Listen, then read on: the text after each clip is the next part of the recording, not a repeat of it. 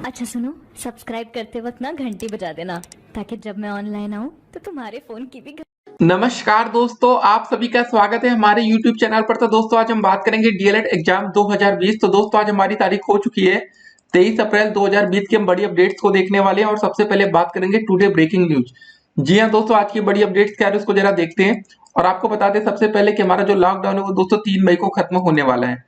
तो सिंपल सी बात है दोस्तों कि 3 मई के बाद हमारा पेपर की कुछ ना कुछ तारीख तो आएगी ही। तो चलिए दोस्तों आज की बड़ी अपडेट्स को हम देखते हैं। सबसे पहले दोस्तों डिस्कस होगा इस वीडियो में नए शिक्षक भर्ती की कब तक है उम्मीद। जी हाँ दोस्तों, अगर आप लोग डीएलएड के छात्र हैं तो उम्मीद तो ये भी कर रहे होंगे ना कि आने वाले समय में कोई भर्ती आए जिसमें आपको नौकरी मिल सके। उसके बाद दोस्तों हम बात करेंगे क्या ऑनलाइन परीक्षा का ही विकल्प बचा है। जी हाँ दोस्तों, अब तो यही लग रहा है, क्योंकि आप देख रहे होंगे दिन प्रतिदिन कोरोना के मामले बढ़ते ही जा रहे हैं देश भर में। तो क्या होगा। उसके बाद अगली अपडेट की यूपी बोर्ड के स्कूलों में ऑनलाइन पढ़ाई अनिवार्य करने के विरोध में उतरे शिक्षक। तो दोस्तों अभी तक आपको लग रहा है कि ऑनलाइन अगर पढ़ाई होती रहेगी तो दिक्कत क्या क्या आने वाली है, इसको समझेंगे हम लोग। पहले तो दोस्तों ये बात हो सकता है कि बहुत से ऐसे टीचर्स हो सकते हैं जिनके पास स्मार्टफोन ना हो। दूसरी दोस्तों दिक्कत ये हो सकती है कि बहुत से ऐसे बच्चे हो सकते हैं जिनके पास स्मार्टफोन ना हो। ठीक है। फिर देखेंगे दोस्तों आपकी कोविड-19 की प्लाज्मा थेरेपी करने को तैयार है केजीएमयू। तो दोस्तों ये बड़ी अपडेट्स होगी कि अगर दोस्तों ये तैयार हो जाता है ना तो फिर तो कोरोना वायरस से किसी भी इंसान की जान नहीं जाएगी। तो पूरी अपडेट्स को अभी इस वीडियो में हम देखेंगे। उसके बाद की अगली अपडेट है कि कर्मचारियों को आधा वेतन दे सरकार। फिर अगली अपडेट सीएम योगी ने लॉकडाउन पर समीक्षा बैठक में दिए निर्देश। कहा लॉकडाउन का मतलब है टोटल लॉकडाउन। जी हाँ दोस्तों, यहाँ पर किसी भी प्रकार की कोई ढील नहीं दी जाएगी। तो एक एक करके दोस्तों सारी अपडेट्स को देखेंगे। उसके बाद हम लोग परीक्षा को लेकर दोस्तों जो भी बड़ी अपडेट्स आ रही हैं जरा उस पर भी हम एक नजर को डालेंगे।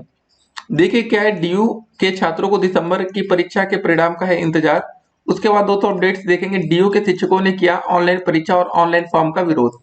तो देखिए दोस्तों यहाँ पर भी ऑनलाइन परीक्षा का विरोध किया जा रहा है, ठीक है ना। तो ये दोस्तों बड़ी अपडेट्स हैं कि अगर ऑनलाइन परीक्षा होगी तो देखिए होता क्या है कि यार अभी तक हम लोग पूरी तरीके से तैयार नहीं है ऑनलाइन परीक्षा के लिए। या दोस्तों हमें पहले से पता होता कि ऐसा कुछ होने वाला है तो वो बात अलग होती, लेकिन अब अचानक से फर्स्ट टाइम अगर कुछ होने लगे तो दिक्कतें हो सकती हैं। फिर डीएलएड 2020, डीएलएड में एडमिशन के लिए प्रवेश परीक्षा लेगा बिहार बोर्ड। तो दोस्तों यहाँ पर कुछ नियम चेंज हो रहे हैं बिहार बोर्ड में, तो अब यहाँ पर दोस्तों ऑनलाइन परीक्षा लेगा, ठीक है। उसके बाद दोस्तों हम बात करेंगे कि यूपी के टेक्निकल इंस्टीट्यूट में जल्द शुरू होंगे ऑनलाइन प्रैक्टिकल। अब देखिए यहाँ पर दोस्तों ऑनलाइन प्रैक्टिकल की भाई तैयारी हो रही है। उसके बाद अगली अपडेट है कि यूपी बोर्ड ऑनलाइन पढ़ाई अनिवार्य करने के विरोध में उतरे शिक्षक, जैसा दोस्तों अभी हमने आपको बताया। तो अब देखिए सब कुछ ऑनलाइन होने पर बातें हो रही हैं, लेकिन दोस्तों क्या ऑनलाइन सेफ है? सबसे पहला सवाल यही उठता है, क्या बच्चों को ऑनलाइन यूज करना चाहिए? सभी के लिए दोस्तों ऑनलाइन सेफ है या नहीं? तो दोस्तों हम कहेंगे ऑनलाइन बिल्कुल भी सेफ नहीं है, सुरक्षित नहीं है। अगर आपने एक छोटी सी गलती की तो आपका बहुत सारे दोस्त जो होता है ना इंपॉर्टेंट डेटा जो आप रखे रहते हैं फोन में, इमेज होता है, वीडियोस होती है, सब कुछ लीक हो सकता है। तो ऑनलाइन का मतलब दोस्तों होता है कि सेफ्टी। जी हाँ दोस्तों, सुरक्षा के जितने भी मापदंड होने चाहिए आपको बिल्कुल पता होने चाहिए। जैसे दोस्तों आपने पिछले दिनों में देखा होगा जूम ऐप को हैक करने के कुछ विवाद सामने आए। तो वही बात होती है दोस्तों, जब बड़े बड़े ऐप्स को हैक किया जा सकता है तो आपको भी हैक किया जा सकता है। तो ऑनलाइन पर दोस्तों मतलब नहीं होता कि अगर हमारी पूरी तैयारी है ऑनलाइन में तभी दोस्तों हम इसको कर सकते हैं, नहीं तो चलिए पहले इस अपडेट्स को हम देखते हैं जो कि हमारे लिए अच्छी अपडेट्स है कि कोविड-19 की प्लाज्मा थेरेपी करने को तैयार है केजीएमयू। उत्तर प्रदेश के लखनऊ में स्थित किंग जॉर्ज मेडिकल विश्वविद्यालय केजीएमयू प्लाज्मा थेरेपी, ठीक है, करने के लिए तैयार है। उसे इसके लिए Indian council of medical research या आईसीएमआर और ड्रग कंट्रोलर ने अनुमति दे दी है। कोरोना संक्रमित मरीज से के ठीक हो जाने के मतलब 28 दिन के बाद उसके खून से प्लाज्मा निकालकर दूसरे कोरोना वायरस संक्रमित मरीजों को चढ़ाया जाएगा। केजीएमयू के डॉक्टरों को ठीक हो चुके मरीजों के 28 दिन पूरे होने का इंतजार है। केजीएमयू के मेडिसिन विभाग के वरिष्ठ चिकित्सक डॉक्टर डी मॉन्सी ने बताया कि कोरोना वायरस के मरीजों में प्लाज्मा थेरेपी से उपचार करने की शुरुआत नई दिल्ली में एक संक्रमित मरीज से की गई थी। अब उस मरीज की हालत में सुधार आ रहा है। दूसरा प्रयोग अब केजीएमयू में शुरू किया जाएगा। उन्होंने कहा कि स्वास्थ्य विभाग से दूसरे अन्य जिलों में कोरोना वायरस से ठीक हुए मरीजों की सूची मांगी गई है। दोस्तों जब हमें पता है कि ये प्लाज्मा थेरेपी से लोगों को सही किया जा सकता है तो सरकार इसमें देरी क्यों कर रही है? पहला सवाल आपका ये खड़ा होता है। उसके बाद देखिए हमारे देश में पहले कुछ आपको हम बता दें अपडेट्स और दे देते हैं इंडिया में फिलहाल हालत क्या है। देखिए दोस्तों अब तक हमारे देश में भारत में 21,370 मामले दर्ज हो चुके हैं, जिसमें से दोस्तों 1290 मामले पिछले 24 घंटे में मिले और अब तक 681 लोगों की जान जा चुकी है और अब तक दोस्तों 4370 लोग रिकवर्ड हो चुके हैं, मतलब सही हो चुके हैं।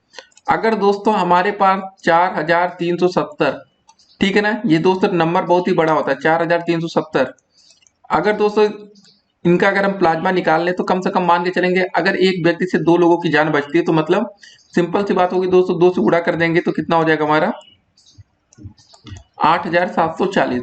मतलब साफ है दोस्तों, इतने लोगों से हम 8000 से अधिक लोगों की जान बचा सकते हैं।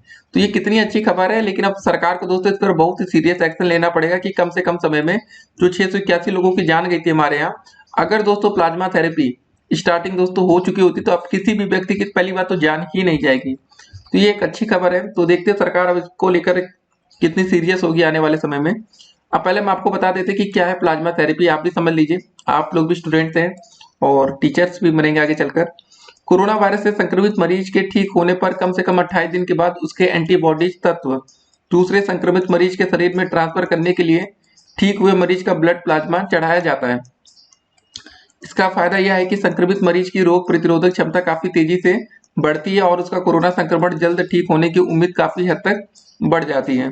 शोध दोस्तों क्या हुआ कि बोन मैरो की स्टेम सेल से ठीक होने मतलब होंगे कोरोना के मरीज। शारदा विश्वविद्यालय के 2 डॉक्टर ने ब्रोन मैरो की स्टेम सेल से कोरोना के इलाज का दावा किया है। गंभीर मरीज के बोन मैरो में ही उसका इलाज संभव है। इस पद्धति से इलाज के लिए अब आईसीएमआर से अनुमति मांगी जाएगी। देखिए दोस्तों, यहाँ पर जितनी जल्दी हो सके, जितने भी मतलब होता है ना कि तरीके मिल रहे, जुगाड़ मिल रहा है, भारत सरकार को उसके लिए शुरू कर देना चाहिए। जितने भी इंसानों की जान बच सके वो दोस्तों बहुत ही जरूरी होता है। अब देखिए एक और अपडेट जो हम आपको बता रहे थे कि यूपी बोर्ड के स्कूलों में ऑनलाइन पढ़ाई अनिवार्य करने के विरोध में उतर गए शिक्षक। इसका दोस्तों रीजन क्या है, इसको जरा देखते हैं। लॉकडाउन के दौरान यूपी बोर्ड के स्कूलों में ऑनलाइन पढ़ाई अनिवार्य करने से शिक्षक विरोध पर उतर आए हैं। जिला विद्यालय निरीक्षक आर एन विश्वकर्मा ने आदेश जारी किया है कि जिन अध्यापक अध्यापिका ने व्हाट्सएप ग्रुप बनाकर बच्चों को पढ़ाई, ठीक है ना, मतलब पढ़ाना शुरू नहीं किया है, उनके विरुद्ध चरित्र पंजिका में विशेष प्रतिकूल प्रविष्टि अंकित की जाएगी। साथ ही प्रबंधक से अनुरोध कर अनुशासनात्मक कार्रवाई भी की जाएगी। ठीक है, फिर दोस्तों देखते हैं डीआईओएस ने सभी प्रधानाचार्यों को 21 अप्रैल को पत्र लिखकर 20 अप्रैल से 100% छात्रों को व्हाट्सएप ग्रुप से जोड़ते हुए अध्यापन कराने के निर्देश दिए थे। साथ ही ऐसा न करने पर कार्रवाई की चेतावनी दी थी। इसके विरोध में शिक्षक नेताओं का कहना है कि कई उम्र दराज शिक्षक ऐसे हैं जिनके पास मोबाइल ही नहीं है। जी हाँ दोस्तों, ये बात भी सही है, कई शिक्षक स्मार्टफोन नहीं रखते हैं। ऐसे में उनके खिलाफ कार्रवाई की बात उचित नहीं है, क्योंकि दोस्तों उनकी नियुक्ति ऑनलाइन शिक्षण के लिए नहीं हुई थी और न ही उनकी सेवा शर्तों में इसका प्रावधान है। गौरतलब है कि ऑनलाइन शिक्षण के पहले दिन 20 अप्रैल को ही 1969 स्कूलों में से 828 में ऑनलाइन पढ़ाई शुरू हो गई थी। पहले दिन ही माध्यमिक स्कूलों के, ठीक दोस्तों, 1,01,555 छात्र छात्राएं इससे लाभान्वित हुए थे। देखिए दोस्तों, हमारी मेन बात क्या थी कहने की इस वीडियो के दौरान कि अगर ऑनलाइन हम क्लासेस शुरू कर रहे हैं तो दोस्तों हमें ये भी देखना पड़ेगा कि सभी छात्रों का फायदा मिले। ऐसा ना हो दोस्तों कि हमारे कॉलेज में मान लेते 100 छात्र पढ़ते हैं, अगर दोस्तों 100 में से 60 छात्रों के पास ही फोन है तो फायदा तो 60 छात्रों को ही होगा ना, बाकी 40 छात्रों को क्या होगा। तो उस पर भी हमें ध्यान देना पड़ेगा, क्योंकि अगर हम यहाँ से ऑनलाइन क्लासेस शुरू कर देंगे तो जो छात्र 260 बच्चे पढ़ लेंगे पहले से, वो उस कंटेंट को दोबारा रिपीट नहीं किया जाएगा, मतलब इन 40 बच्चों का नुकसान होना तय है। तो सरकार को दोस्तों इस दिशा में कुछ कदम उठाने पड़ेंगे। या दोस्तों सिंपल सी बात है कि कोरोना वायरस को हराने का सिंपल सा फंडा यही है कि जो लॉकडाउन है हमारे देश में उसे बहुत ही ज्यादा सख्ती से अब आगे बढ़ाया जाए। जी हाँ दोस्तों, जब तक सख्ती नहीं करेगी सरकार तब तक कुछ नहीं होने वाला। आप देखिए लॉकडाउन में लोग घरों से बाहर घूम रहे हैं, तो इसका फायदा क्या है। दुनिया भर के दोस्तों केसेस हम आपको बता दें, अब तक लॉकडाउन के पूरे देश में दुनिया में मतलब 26,35,000 मामले दर्ज हो चुके हैं। पिछले 24 घंटे में 79,959 मामले नए आए हैं और 1,84,000 से अधिक लोगों की जान जा चुकी है। पिछले 24 घंटे में 6,600 से अधिक लोगों की जान गई है। और अमेरिका दोस्तों अब भी टॉप पर है। अब तक अमेरिका में मरने वालों की तादाद 47,000 से ऊपर हो चुकी है। अब तक नए लोगों की जो मौत का आंकड़ा आ रहा है वो 2,341 है।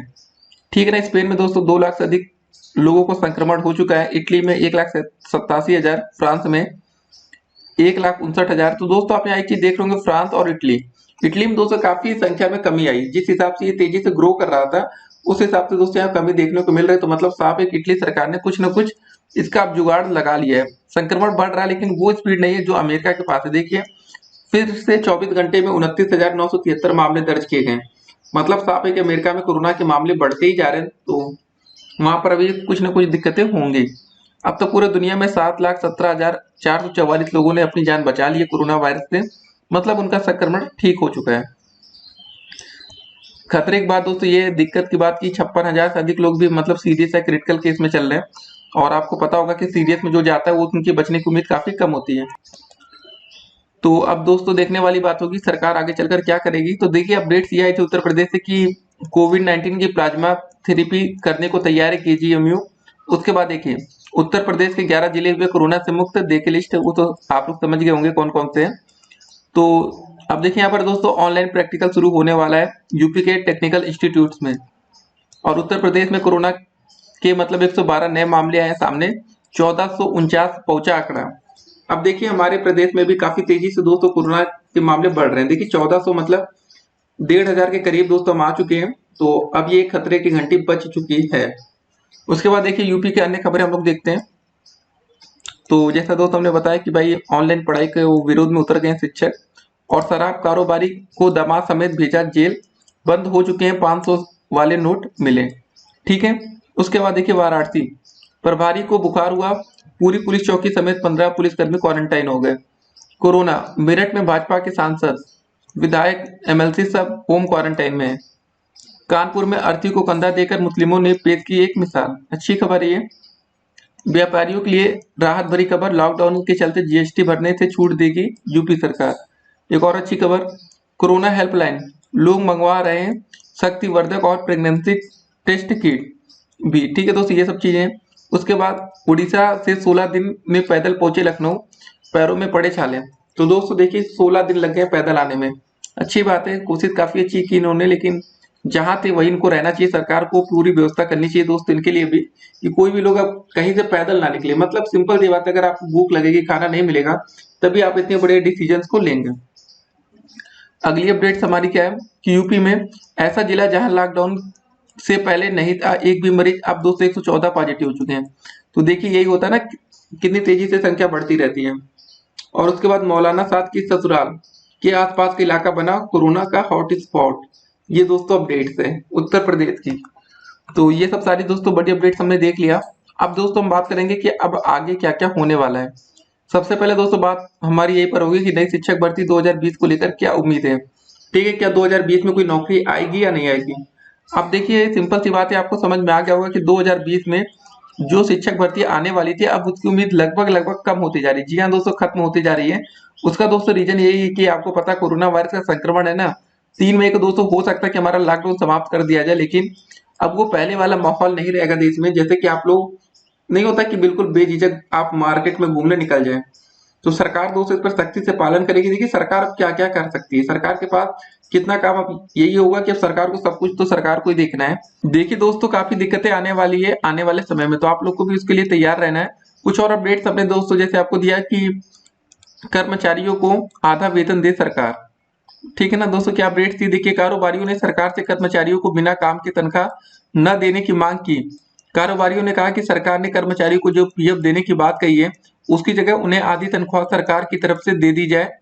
उद्योगपतियों ने भी कहा कि यदि बिना काम के तनख्वाह देने का काम हुआ तो ये या तो मजदूर रहेंगे या फिर कंपनी बचेगी।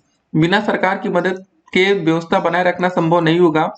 श्रम सचिव हीरालाल समारिया ने बुधवार को फिक्की के साथ वेब कॉन्फ्रेंस के जरिए कारोबारियों की मुश्किलों को सुना और समाधान का भरोसा भी दिया। तो दोस्तों ये अपडेट से उसके बाद देखिए रमजान में विशेष चौकसी रखने के निर्देश दिए गए।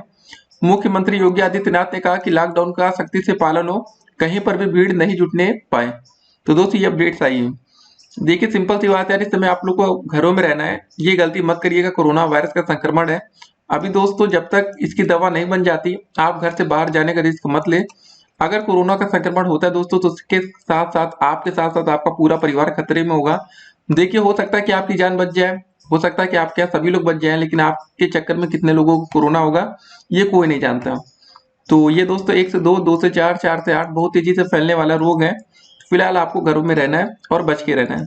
फिलहाल दोस्तों उम्मीद करेंगे कि जो आपके प्रथम तृतीय सेमेस्टर एग्जाम की तारीख होगी वो जल्द से जल्द जारी किए जाएंगे, और 3 मई के बाद दोस्तों आपकी परीक्षा को कराया जा सकता है। लेकिन वही बात है ना, जब तक कोरोना का संक्रमण जीरो नहीं होगा तब तक सभी छात्रों के अंदर यही डर होगा कि कहीं हमें कोरोना वायरस तो नहीं हो जाएगा।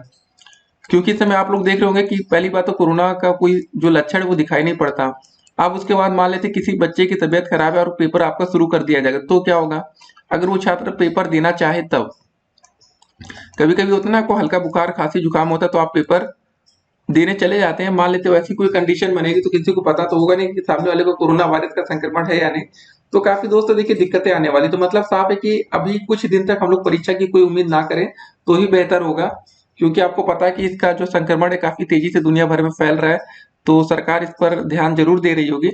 तो ये मान के दोस्तों हमें चलना है कि जल्दी पेपर नहीं होगा लेकिन होगा जरूर, ठीक है। और मई में दोस्तों पेपर अगर होगा भी तो वो काफी ज्यादा असुरक्षित होगा। सुरक्षित तो बिल्कुल नहीं होने वाला, क्योंकि सभी लोग डर गए हैं।